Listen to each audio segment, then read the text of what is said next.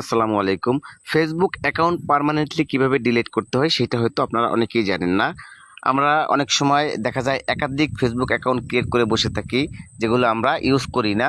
তো সেই সমস্ত অপ্রয়োজনীয় ফেসবুক অ্যাকাউন্টগুলো কিন্তু আপনি চাইলে পার্মানেন্টলি ডিলিট করে দিতে পারবেন। তো এটা ডিলিট করতে হলে প্রথমে আপনি আপনার ফেসবুকের যে অফিসিয়াল অ্যাপ সেটা ওপেন করবেন। ওপেন করার পরে আপনি চলে যাবেন সেটিংসে।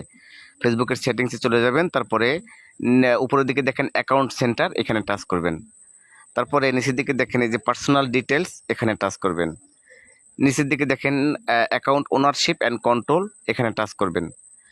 উপরের দিকে দেখেন নিচের দিকে দেখেন যে ডিএক্টিভ অর ডিলিটেশন, এখানে আপনি টাচ করবেন।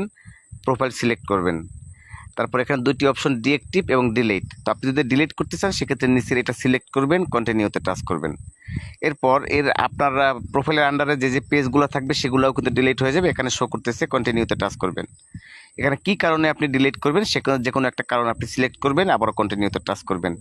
এরপরে আবারও কন্টিনিউতে টাচ করবেন। তো টাচ করার পর নিচের দিকে চলে যাবেন, এখানে দেখতে পাচ্ছেন কন্টিনিউতে টাচ করবেন। এরপর এখানে আপনার ফেসবুকের যে পাসওয়ার্ড, সেই পাসওয়ার্ডটা দিয়ে কন্টিনিউ করলেই ডিলিট হয়ে যাবে। তবে 30 দিনের মধ্যে আপনি চাইলে লগ ইন করলে আবার ফেরত নিয়ে আসতে পারবেন। 30 দিনের মধ্যে যদি লগ ইন না করেন সেক্ষেত্রে পার্মানেন্টলি ডিলিট হয়ে যাবে।